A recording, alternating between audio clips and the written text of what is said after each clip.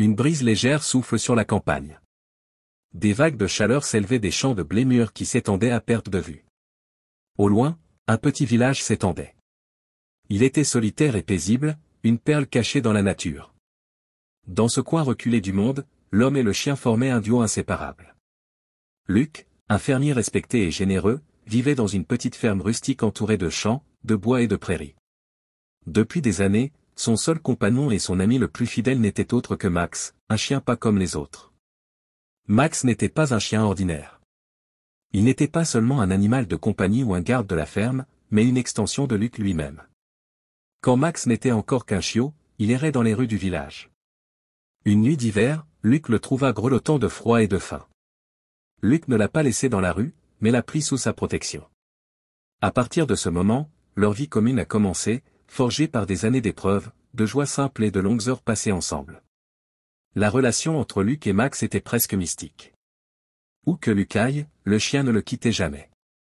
Le chien connaissait les moindres mouvements, regards, gestes et respirations de son maître. À la ferme, Max n'avait besoin d'aucune directive verbale. C'était un travailleur acharné, qui suivait les vaches, portait les outils et se tenait même parfois tranquillement à l'entrée de la maison, tel une sentinelle veillant sur la famille. Luc, quant à lui, était un homme calme mais bienveillant. Il ne parlait pas beaucoup, mais chacun de ses gestes était empreint de gentillesse. Les fermiers voisins connaissaient Luc comme un homme très généreux. Il était toujours prêt à donner un coup de main, qu'il s'agisse d'aider à la récolte des pommes de terre ou d'abriter un animal perdu. Mais c'était aussi un homme modeste, qui préférait être avec la nature et son chien plutôt que dans les fêtes de village et les grandes discussions. Max était la seule personne qui connaissait vraiment l'âme solitaire de Luc, son cœur vaste et sincère. Max était la seule personne qui connaissait vraiment l'âme solitaire de Luc, son cœur vaste et sincère. Tout le village respectait Luc, mais surtout il admirait Max. Ce chien au pelage noir et blanc, à l'œil vif et à l'esprit aiguisé avait quelque chose de spécial. Ce n'était pas un simple chien de ferme, il avait de la prestance.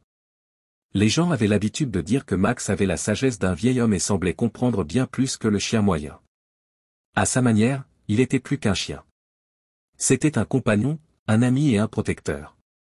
Les années passèrent sans changement jusqu'à ce que Luc soit frappé par la maladie. Ce n'était pas un jeune homme, même s'il semblait toujours en bonne santé. Il connaissait la douleur des travaux des champs et son corps commençait lentement à se fatiguer. Des signes de faiblesse, d'abord anodins, se manifestent rapidement. Toux, fatigue excessive, douleurs articulaires. Luc n'en a jamais parlé, mais Max le savait. Le chien, toujours attentif, avait remarqué le changement dès le début. Le regard du chien devient de plus en plus inquiet. Parfois, il s'asseyait près de son maître pour le surveiller, parfois il lui donnait un petit coup de museau, comme pour le réconforter. Un matin, Luc ne voulait pas sortir du lit. Max s'assit près de la porte comme d'habitude et attendit que son maître vienne ouvrir la porte. Mais ce matin-là, son maître ne vint pas. Il attendit longtemps, puis s'inquiéta et entra en grattant doucement la porte de la chambre. Une fois à l'intérieur, il trouva Luc allongé sur son lit. Cette fois, cependant, il savait que c'était la fin. Max, étrangement, l'avait compris. Le chien se coucha aux pieds de Luc, ne quittant pas l'homme des yeux. Il resta là en silence, comme s'il sentait que la fin approchait. Les voisins sont venus à sa rescousse, mais Luc n'a pas pu se remettre. Quelques semaines plus tard, Max tombe malade, mais il ne quitte pas son chevet, comme pour assister au dernier instant de son maître. Les funérailles de Luc sont tristes, mais elles sont prévues de longue date. Le fermier respecté avait laissé son empreinte dans le cœur de nombreux habitants du village, même s'il était un peu isolé. Une petite famille est venue dire au revoir à Luc. Mais c'est Max, son fidèle chien, qui a fait la scène la plus touchante. Le jour des funérailles, une foule silencieuse s'est rassemblée autour du cercueil.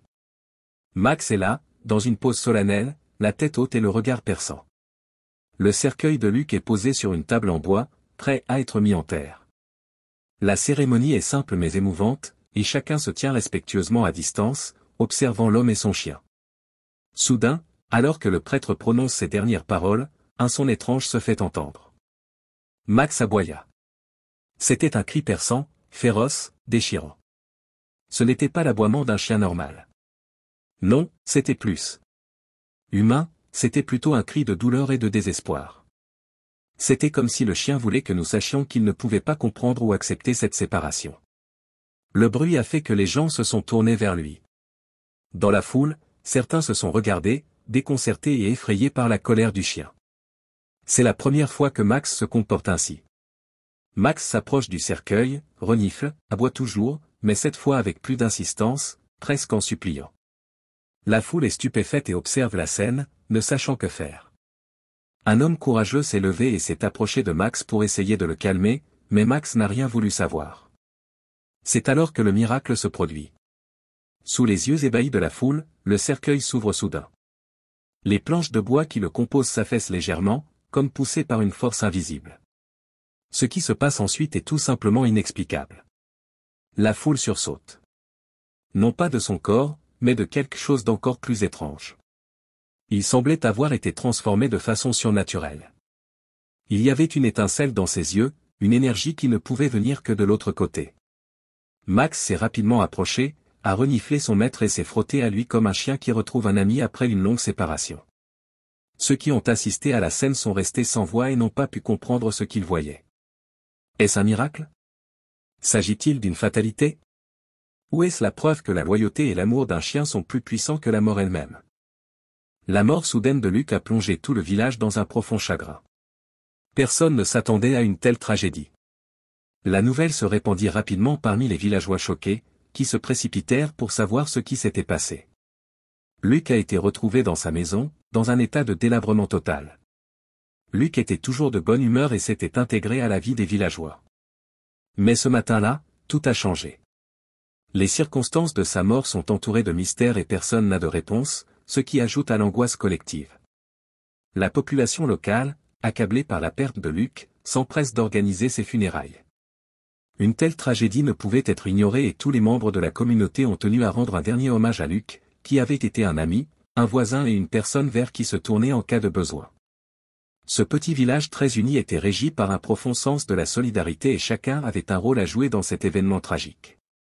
Les préparatifs des funérailles se sont déroulés dans le contexte du deuil et du désir de célébrer la vie de Luc d'une manière ou d'une autre. Lors des funérailles, toute la communauté s'est réunie. C'était comme si le temps s'était arrêté, comme si la douleur de la perte avait figé le village. Les visages étaient bouleversés par le chagrin et les yeux remplis de larmes. Pourtant, une certaine dignité régnait parmi les villageois. Les villageois s'étaient rassemblés pour dire au revoir à Luc. Cependant, au milieu de cette atmosphère solennelle, quelque chose s'est produit. Il s'agit de Max, le chien bien-aimé de Luc. Max était le compagnon et l'ami fidèle et constant de Luc, qui voyait en lui bien plus qu'un simple maître. Leur relation était unique. Il n'était pas seulement un chien, mais un membre de la famille, toujours présent pour Luc à chaque moment important de sa vie. Le lien qui les unissait était indéfectible, comme en témoigne la réaction de Max à la mort de son maître. Max n'avait pas quitté le cercueil depuis l'arrivée de Luc. Le chien, normalement calme, était maintenant un paquet de nerfs et de confusion. Il tournait autour du cercueil, lui jetant des regards frénétiques et inquiets, comme s'il essayait de comprendre ce qui se passait. Il semblait reconnaître l'absence de Luc d'une manière que les humains présents ne pouvaient pas comprendre. Alors que les autres villageois se rassemblent autour du cadavre de Luc pour le pleurer, Max reste près du cercueil, comme figé. Puis, lors de la veillée, quelque chose d'encore plus étrange se produisit. Alors que tout était silencieux et qu'une atmosphère solennelle recouvrait la pièce comme un lourd vêtement de deuil, Max se mit à aboyer. Pas un aboiement normal, mais un aboiement fort, presque hystérique, qui a résonné dans toute la pièce. Ce n'était pas l'aboiement instinctif que l'on entend parfois chez les chiens inquiets, mais un cri de détresse, comme si Max sentait que quelque chose n'allait pas, quelque chose que les humains ne pouvaient pas comprendre. Max aboyait sans relâche, refusant de se calmer, se dirigeant souvent vers les différentes personnes présentes dans la pièce et les fixant comme s'il voulait attirer leur attention sur lui, comme s'il voulait leur dire quelque chose qu'ils ne pouvaient pas saisir. Stupéfaits et déconcertés, les autres invités le regardent avec inquiétude. Le comportement de Max est très éloigné de son comportement habituel. D'habitude, c'est un chien calme, loyal, sans émotion et presque silencieux. Mais ici, dans cette situation particulière, une force invisible semblait le pousser à un comportement irrationnel. Son aboiement était empreint de douleur, de confusion et d'une intuition à nul autre pareille. C'est comme si, au-delà du sentiment de perte, Max sentait quelque chose d'invisible pour les humains. Le prêtre qui présidait la cérémonie a tenté de calmer le chien en l'appelant gentiment, mais cela n'a fait qu'empirer la situation. Max s'est raidi, s'est dressé sur ses pattes arrière et a aboyé comme s'il cherchait à transmettre un message urgent, quelque chose d'indicible. Sommes-nous les seuls à ressentir cette étrange tension? Les aboiements de Max semblaient envahir l'espace, interrompant la prière et perturbant la méditation des invités. Une voisine âgée, qui connaît Luc depuis des années, a dit à voix basse à l'une de ses amies, « Max ne se comporte pas comme ça. Max ne se comporte pas ainsi sans raison. Peut-être qu'il ressent quelque chose. Peut-être que Luc. » Ces mots, bien que chuchotés, ont eu un impact immédiat et ont fait frissonner la salle. L'idée avait quelque chose d'étrange et de surnaturel. Après tout, qui pouvait expliquer la profondeur du lien entre l'homme et le chien? Et si ce lien était indéfectible, même après la mort? Les minutes passent et l'excitation de Max ne faiblit pas. Les autres invités, habituellement respectueux et habitués à de tels rituels, ne pouvaient s'empêcher de se sentir mal à l'aise. Les aboiements de Max devinrent de plus en plus faibles et ses gémissements incessants ébranlèrent l'atmosphère de la salle. Les expressions des villageois se durcirent et certains commencèrent à échanger des regards inquiets, comme si le chien savait quelque chose qu'ils ignoraient. Mais que peut-il savoir? Peut-il sentir quelque chose que les humains ne peuvent pas percevoir? Autour du cercueil de Max et Luc, le temps semble s'être arrêté. Les aboiements sont-ils une protestation, une tentative désespérée de réveiller Luc ou un témoin silencieux de quelque chose de bien plus grand que ce qu'ils peuvent comprendre? Quoi qu'il en soit, il était clair que Max n'avait pas simplement perdu son maître. Il semblait en proie à une profonde douleur, à un trouble existentiel. Dans cette tourmente émotionnelle, il n'était pas le seul à se demander ce qui se cachait derrière la disparition tragique de Luc. Les villageois finirent par accepter que, malgré leur amour et leur dévouement, il n'y avait pas de réponse claire à ce qui s'était passé. La mort de Luc restait un mystère, un voile d'ombre qui, bien que recouvert de décorations funéraires, continuait à hanter ceux qui l'avaient connu. Et Max est resté fidèle jusqu'au bout, près du cercueil de son maître, toujours inquiet et plongé dans un chagrin que les mots ne peuvent décrire. Le service funèbre se déroule dans un silence lourd et solennel, et l'atmosphère de recueillement s'intensifie à chaque mot prononcé par le prêtre. Les prières s'élèvent comme une fumée et sont emportées par l'air frais du matin. Toutes les personnes rassemblées autour du cercueil de Luc semblent vouloir l'honorer avec la dignité qu'il mérite. La lumière des bougies éclaire l'église d'une lumière douce et bienfaisante et tous les regards se tournent vers l'autel où repose le corps de Luc. Les voisins se tiennent par la main, les enfants se blottissent contre leurs parents, et l'on peut lire dans les yeux de chacun une tristesse commune, mais aussi une certaine sérénité. C'était un moment d'adieu et de réconfort mutuel. Cependant, cette tranquillité a été interrompue par un phénomène de plus en plus inquiétant. Le chien Max, qui s'était blotti contre le cercueil, s'est soudain redressé. Ses oreilles se dressent et ses yeux s'écarquillent. Les aboiements du chien, d'abord faibles et sporadiques, sont devenus plus fréquents et finalement plus intenses. Leurs cris résonnent dans l'église, détruisant de manière insupportable l'atmosphère solennelle. Les membres de la famille de Luc, au premier rang, échangent des regards furtifs. Que se passe-t-il? Pourquoi ce chien normalement calme et réservé était-il si agité en ce moment? Cherchant une explication logique à leur comportement apparemment irrationnel, elles se sont rapprochées de leurs voisins et ont murmuré à voix basse. La voisine de Luc, la vieille Madame Vallier, serra son mouchoir de ses mains tremblantes et murmura. « Vous êtes juste bouleversés. »« Comme nous, » répond l'un des hommes présents.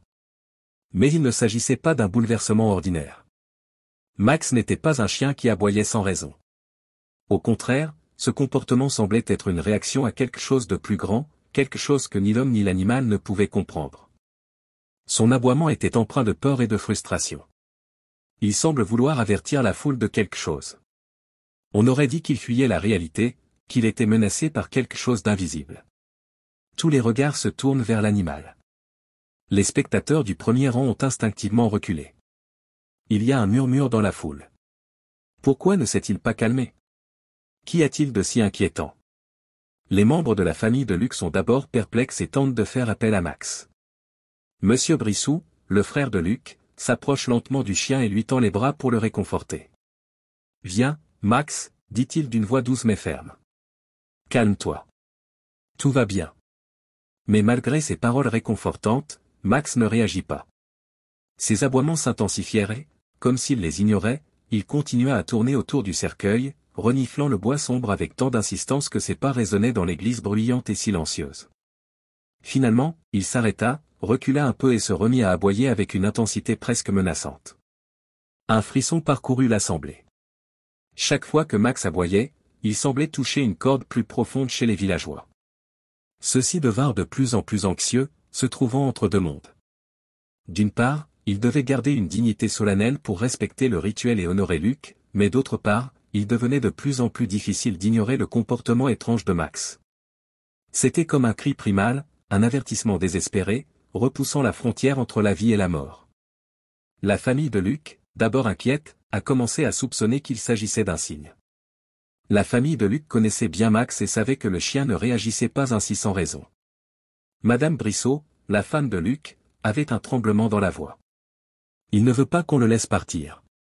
La question reste en suspens. Tout le monde semble se poser la même question. Pourquoi maintenant? Mais le plus étrange, c'est que Max ne semble pas seulement perturber la cérémonie. À la réflexion, son comportement semble indiquer qu'il se passe quelque chose de grave. Quelque chose qui n'était pas visible aux yeux des vivants, mais qui était aussi évident pour Max que la lumière du jour. Un petit groupe de villageois, dont certains étaient jeunes et nerveux, parla à voix basse. Ne le laissez pas s'approcher du cercueil. Ne le laissez pas s'approcher du cercueil.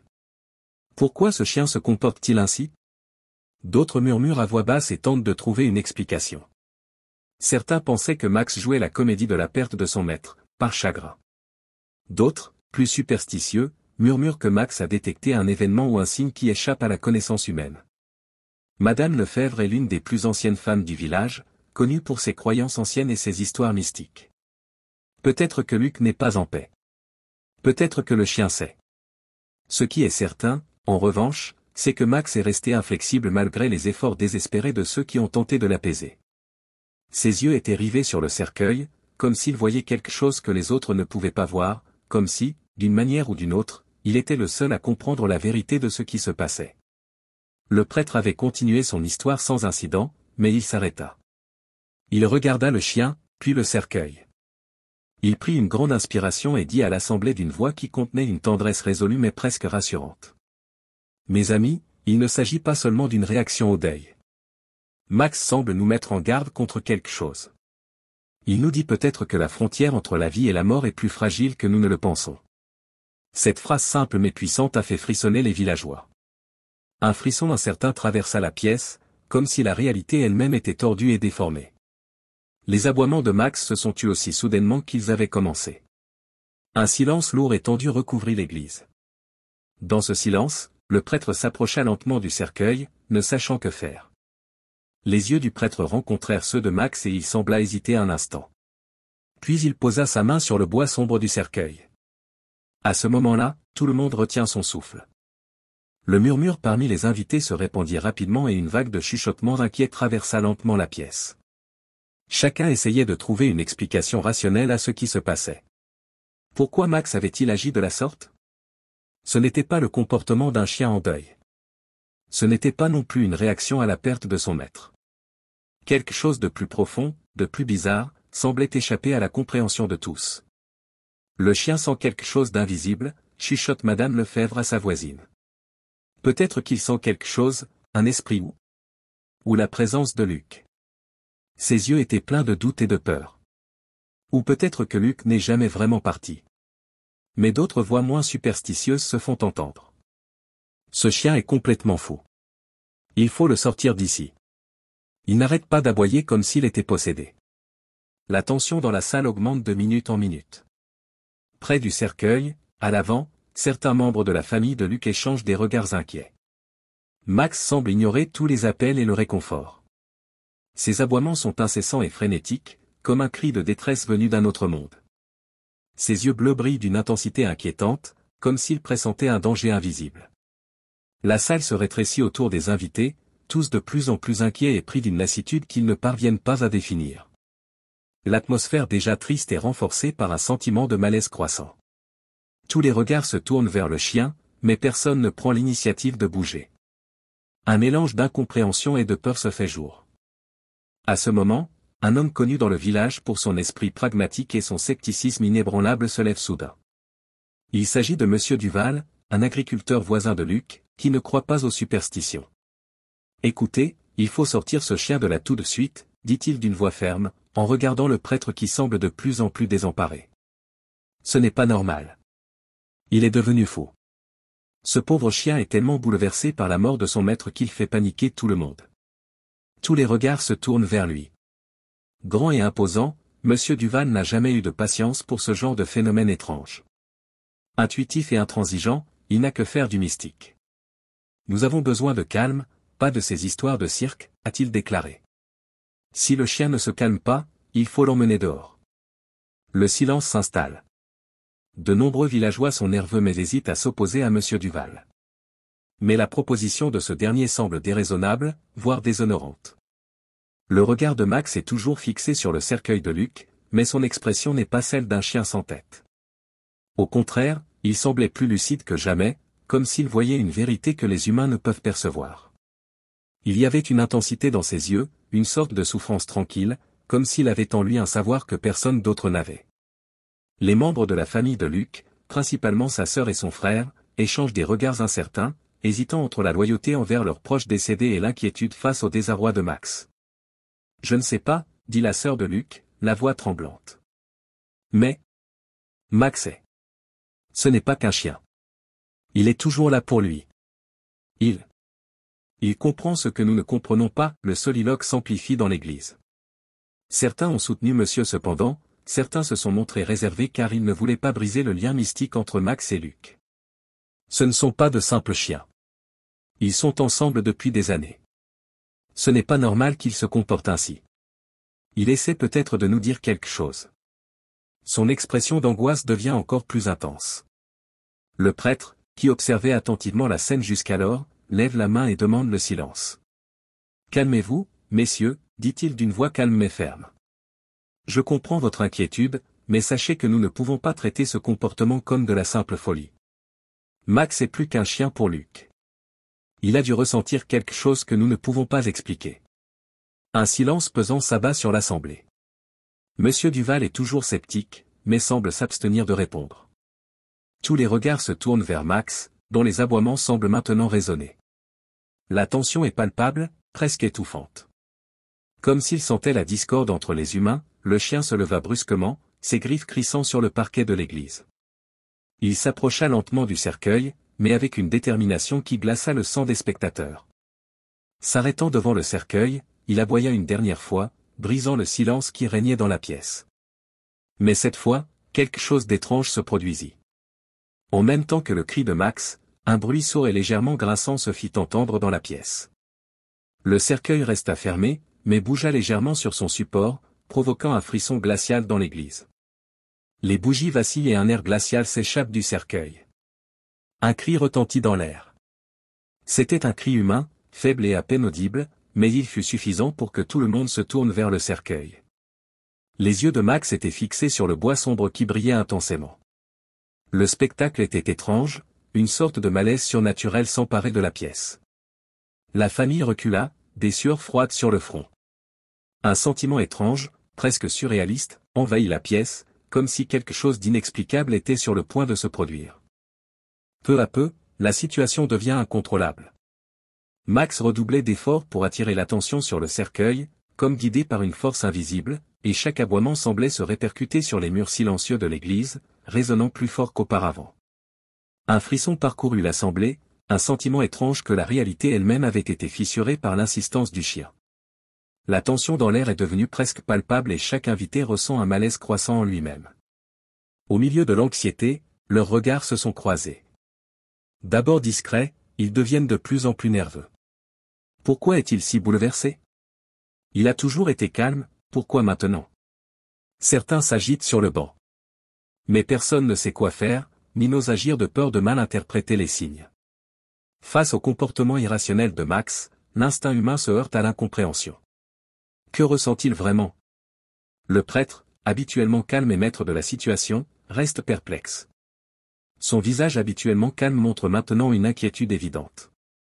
Le prêtre tente de reprendre le contrôle du rituel en continuant ses prières, mais ses paroles sont avalées par les aboiements incessants de Max. Il leva les yeux vers le chien, hésitant, comme s'il demandait une explication à son regard intense et douloureux. Et si Max avait raison? Et si Max avait raison? Les aboiements devinrent presque stridents, imprégnant l'esprit de tous les invités et créant une atmosphère de tension débridée. Les gens se regardaient nerveusement, leur regard passant du chien à l'endroit où se trouvait le sac à dos. Un jeune homme se leva brusquement d'un banc, la figure crispée par l'irritation. C'était le fils aîné de Luc, un homme qui essayait toujours de maintenir l'ordre dans les situations chaotiques. Cela suffit, dit-il d'une voix tranchante qui se fraya un chemin dans le murmure. Ce chien n'est qu'une nuisance. Ce chien n'est rien d'autre qu'une nuisance. Sa voix résonna dans l'église, mais elle ne fit rien pour apaiser le malaise grandissant. Il s'approcha de Max, mais au bout de quelques pas, un grognement bas et profond s'échappa de la gorge de l'animal. Ce son, qui n'était ni un aboiement ni un cri, mais un avertissement sinistre, fit s'arrêter immédiatement le jeune homme. Il se figea sur place, les yeux écarquillés par la surprise et la peur. Le chien continuait à le fixer, ses pupilles brillant d'une lumière étrange, presque surnaturelle. Un frisson glacial parcourut l'échine du jeune homme, comme pétrifié par une force invisible.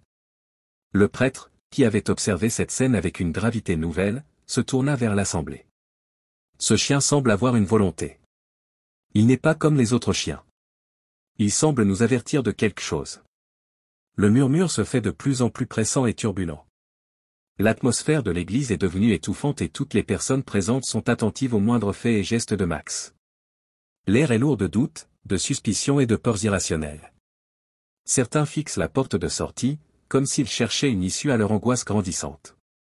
D'autres se concentrent sur le cercueil dans lequel se trouve le sac à dos. S'agit-il simplement de la folie d'un chien en deuil? Ou y a-t-il une raison plus profonde à toute cette agitation? Une femme âgée, assise au premier rang, porte une main tremblante à sa poitrine, une expression d'angoisse sur son visage ridé. Les animaux ressentent des choses que nous ne comprenons pas, murmure-t-elle à son voisin d'une voix faible mais assurée. Ses yeux sont fixés sur Max. Comme si elle voyait quelque chose d'invisible. Peut-être qu'il sait. Peut-être qu'il voit quelque chose. Le jeune voisin hocha lentement la tête, incapable de répondre. Avec son aboiement féroce et son regard perçant, Max semblait être plus qu'un animal en deuil. Il semblait être un émissaire d'un autre monde, un être doté d'un savoir que les humains ne pouvaient pas atteindre. Mais plus le temps passe, plus l'inquiétude s'installe. La peur s'empare de la foule et l'inquiétude gagne les invités. Plus Max aboyait, plus les gens commençaient à soupçonner qu'il y avait quelque chose de sinistre derrière ces affirmations. Les regards se tournent vers le cercueil, comme si le chien les avertissait de quelque chose qu'ils ne voulaient pas voir. Max s'acharne et se lève soudain, aboyant de plus en plus fort et frénétiquement. Il s'est approché du cercueil, s'est couché à côté et a commencé à sentir désespérément le bois sombre. La famille de Luc était complètement désemparée et le regardait avec de plus en plus d'incompréhension. Le prêtre, de plus en plus angoissé, s'avance. Je ne pense pas que nous puissions ignorer cela plus longtemps, dit-il. Je pense qu'il est temps d'ouvrir le cercueil. L'église se tait.